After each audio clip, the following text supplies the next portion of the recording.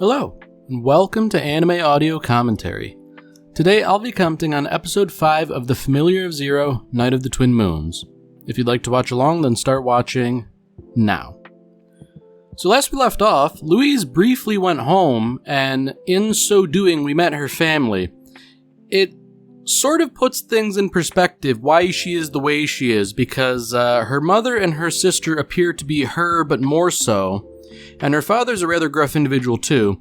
The only sort of bright spot is that her one older sister is of a much sunnier disposition. And things sort of hit the fan with the idea that Louise and Saito might be an item. They all sort of deny it, but that didn't stop them from being run out of town. Now back at the academy, Louise's sister Eleanor has decided to show up here. And, rather than wholly impeding the martial training, she's decided to supplement it with magic. So, oh boy. Julio says she seems like a kind person. I don't know what to make of that.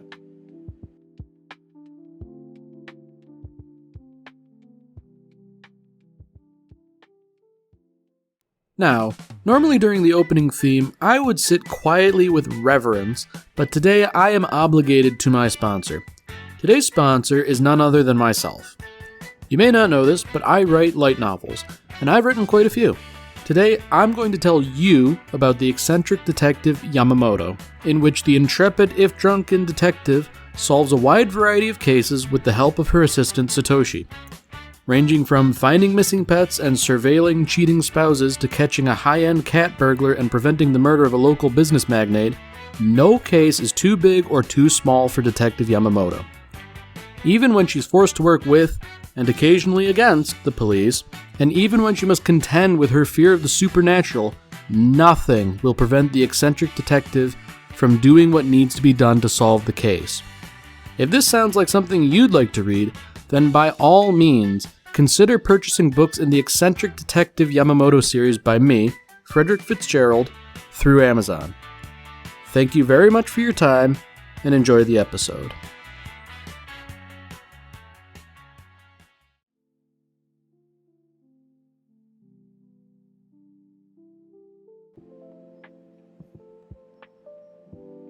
Okay, so with the title of the episode like The Spy's Seal, I was gonna say I have to wonder why Eleanor would show up, especially seeing as how she besmirched the integrity of the academy here. I guess apparently, it was Queen Henrietta who insisted, but I can't help but wonder if maybe Eleanor is involved in some spy business, willingly or not, who knows, really. So on the one hand, I guess it is nice that Queen Henrietta would show up and ask Eleanor to help out Louise in the academy, but at the same time, the fact that Louise sort of has to maintain some secrecy around being a void mage, that's rather unfortunate considering all the things her sister's saying about her inadequacy and her lack of talent and skill. When you get down to it, it's really no great surprise that Louise is so sensitive towards all those topics, seeing as how it seems to be all she really hears about. I guess it is nice that Louise's other sister here arrived, as ancillary help, which... that's good, but I don't know if she's going to be able to countermand her other sister's worst tendencies, Because, what we're meant to gather here, I reckon, is that she's not exactly of sound constitution, So leaving the manor at all is a bit of a task for her. And more to the point, I'm thinking that with so many noble women around the academy, noble women who aren't normally here, I wonder if that might factor into this spy business. Now, speaking of spy business, I wonder, oh no. Okay, I don't have to wonder, I know what's going on here. Siesta is fishing for compliments, but You know, she's always the type who's causing trouble, and she's been sort of involved in political intrigue before, albeit unwillingly, so I guess I wouldn't be surprised if she were a spy or in some way associated with one. Oh dear. You know, I feel like maybe horrible situations like this could be avoided if Saito would just simply say, "Knock it up, you stupid maid, keep your underwear on." You know, odd as it is to say out loud. Oh dear. So here we go again. You know, it really seems that Siesta's just intent on throwing Saito under the bus, you know? I would think that, you know, not knowing better, I would assume that Siesta is deliberately trying to drive a wedge between Saito and Louise so that she can pick up the pieces. You know, I should hope she's not so, conniving, but you never do know. I guess it is fortunate that something exploded elsewhere, thereby giving Saito a slight reprieve. Although at the same time, ooh, interesting. So it seems like someone's broken into the principal's office, which, that's kind of interesting that they would knock a hole in the wall rather than just, you know, kick the door down. But at the same time, this is sort of reminiscent of 4K and all that magical robbery that was going on here. Now, I do believe that 4K is currently indisposed, but at the same time, 4K is probably not the only indisposed, erstwhile noblewoman who has a bone to pick with everyone. Man. Deeply unfortunate that Louise and Saito are just, back to bickering. So this is something, you know, old Osmond's familiar sort of witnessed all this, but, whether or not he's truly a reliable witness remains to be kind of seen. Ooh. You know, I've got a question here that doesn't have a very good answer. So, the headmaster, he planted like a sort of a tracking seal on the thief, but for the briefest instant, we saw the thief holding, those two rings, you know, the one ring that belongs to Princess Henrietta and the other ring that belonged to Prince Wales.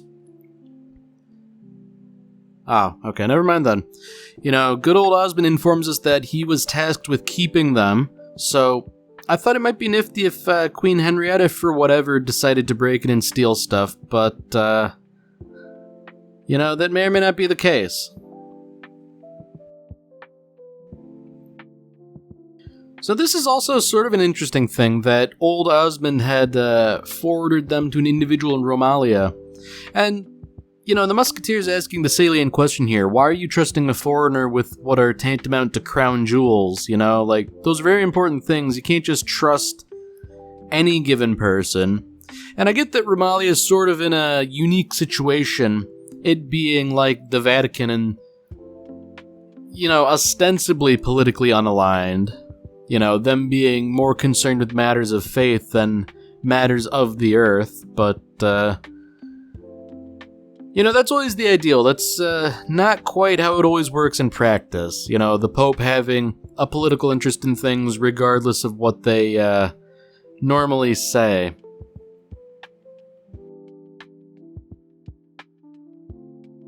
So this is something here. Unfortunately, Louise's sisters are coming under suspicion. You know, probably Eleanor, if nothing else, just because she had sort of expressed discontent with how the Queen does some things. You know, that's interesting, because I guess they've already sort of ascertained that an Earth Mage is behind this, or at least someone capable of Earth magic. I guess the question is, can Louise's sisters do that?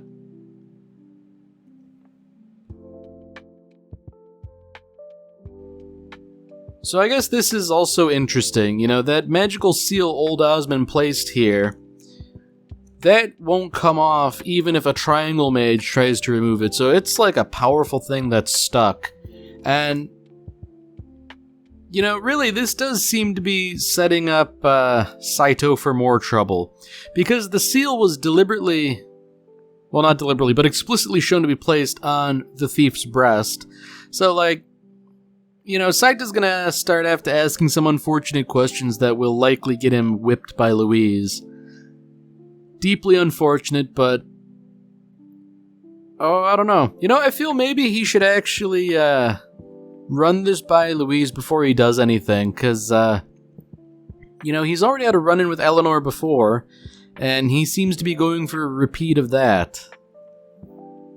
I mean, I wouldn't put it past Louise to just sort of burst in right now and start whipping him, to the detriment of all involved, because once Eleanor knows what's going on,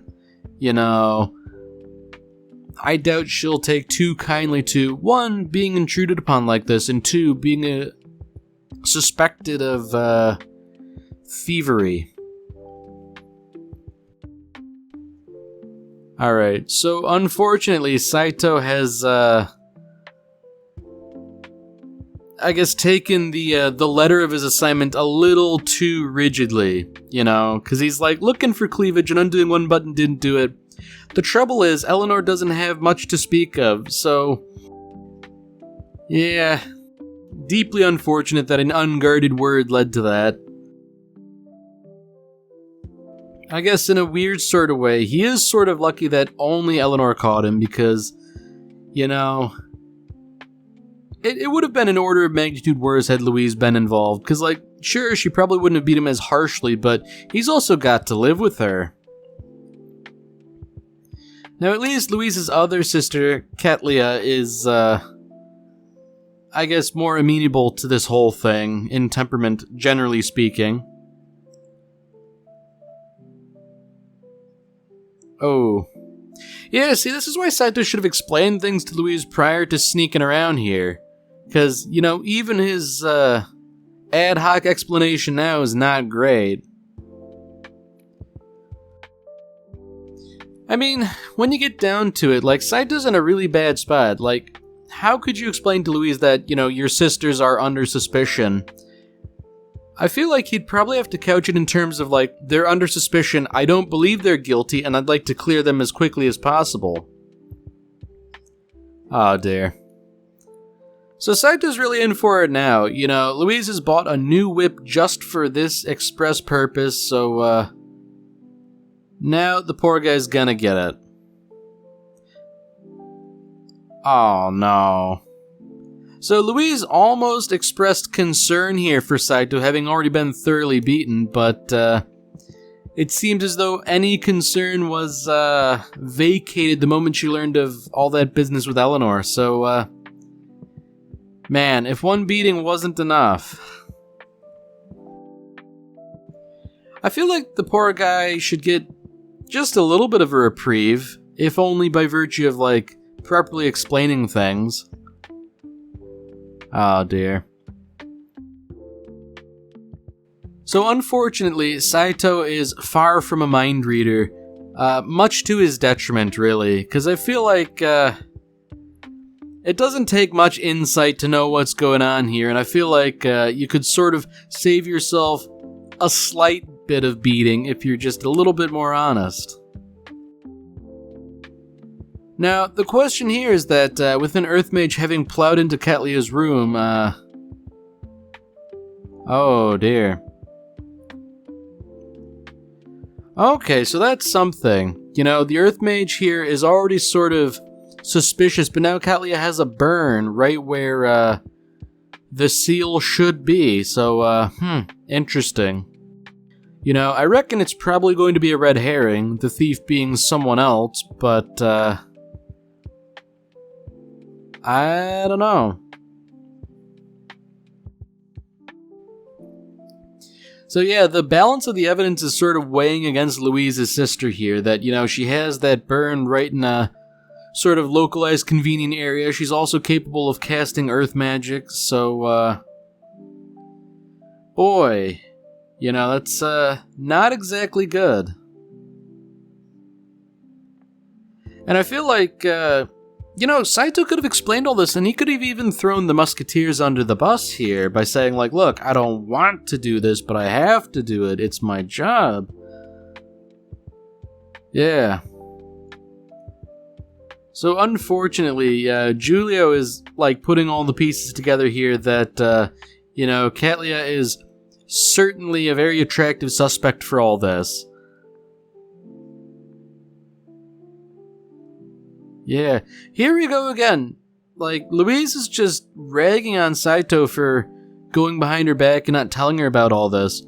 And in a weird sort of way, I can get why he didn't, but, case in point, it's really only creating more problems here.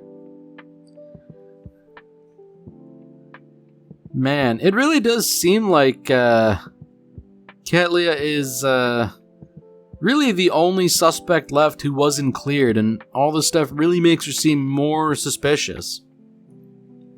I mean, I get how temperament-wise, Louise's sister wouldn't be the type of person to do this. However, between all this circumstantial evidence and then the 2 rings having been found, it really isn't looking good. And I guess the question is, surely they wouldn't summarily execute a noblewoman, but, I don't know, things aren't looking good for her. I reckon she's probably gonna get tossed in a dungeon, which, knowing Katlia, based on what we do know, she's liable not to fare too well, Ooh. Alright, so Eleanor has come in clutch here. She's found a hair in that lump of melted silver, saying that, like, look, this is obviously not one of Katlia's hairs. Presumably she has slightly more proof than that, but, yeah, I don't know. At the same time, I feel like, this wee bit of circumstantial evidence is, only so much. I mean, I guess, the circumstantial evidence points, rather directly at one of the Musketeers, but, I guess the question is, what do you do? I mean, I feel like from Agnes's perspective, the right thing to do would be to just sort of, like, ask for proof, and failing that, just, like, arrest both parties and hold them until a determination can be made. It is rather suspicious that Michelle here, the vice captain, is refusing to show off the area of her body where the mark would be. Yeah, so I guess the question is she going to reveal herself, or is she going to try and make a run for it? Oh, interesting. It was a double bluff, apparently. The rings they claimed were fake were actually the real ones, and it was done in a bid to, sort of bait Michelle here. Now, interestingly, she has decided to reveal herself and then make an aggressive move. I feel like she would be better off having just attacked outright. There is something to be said here that Saito leapt into action to defend people, but, no one else is doing anything. I would feel that Agnes, of all people, would be willing to do something, especially now because, she's had ample opportunity. I mean, I guess she seems more intent on talking and breaking down the whole case rather than actually doing anything as Saito fights, fire poker to sword. It's not exactly a fair matchup. And lest we forget, he's not using an actual weapon, so, his powers as Gandalfer aren't exactly kicking in yet. I mean, really, when you get down to it, shame on everyone else for leaving Saito to twist in the wind. Not that he, failed to acquit himself or anything, but, boy. Agnes had a gun this whole time. She could have just shot the woman. And, there is ample opportunity for a clean shot. If she can shoot a wand out of someone's hand from 50 yards away, I think she can shoot someone at pretty close to point blank.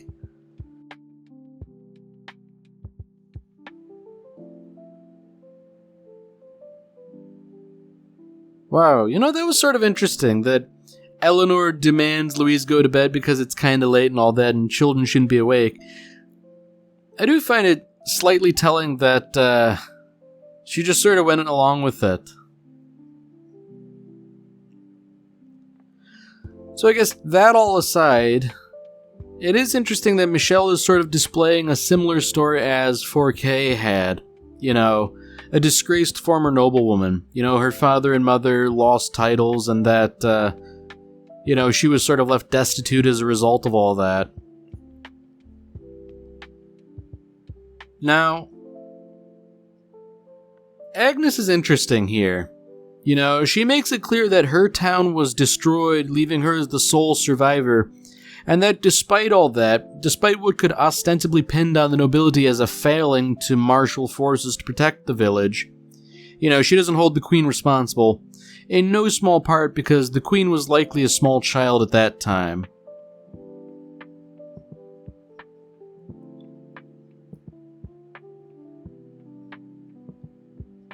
So this is something. Michelle here is revealing, perhaps inadvertently, that there are other people involved in this conspiracy. You know, she's not a lone agent, and that other people are involved and they do mean harm.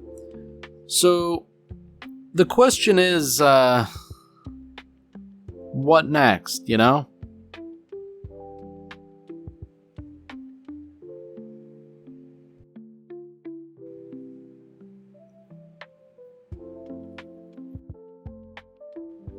Yeah, it seems like there is, slight bits of political machinations here in the background starting to ramp up. I guess the question is, how truly involved will Saito be? I guess, in no small part because, it seems like Louise really has it in for him for all his wrongdoings during the past day. I mean, Louise has a fairly accurate tally. You know, the business with the maid, not telling her about the investigation, sneaking into Eleanor's room, and sneaking into Catlia's room. That's quite a list of things he's done wrong here, and I reckon he's probably gonna pay for it harshly.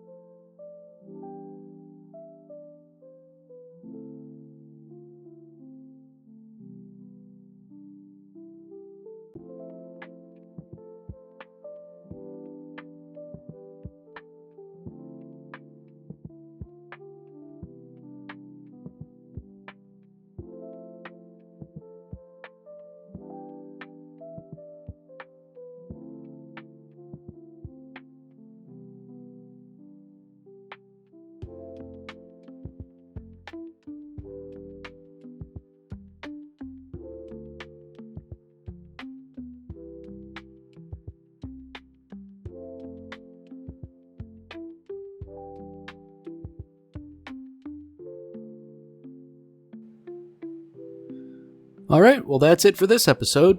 If you've enjoyed it, then by all means, tune in for the next one. See you, Space Cowboy.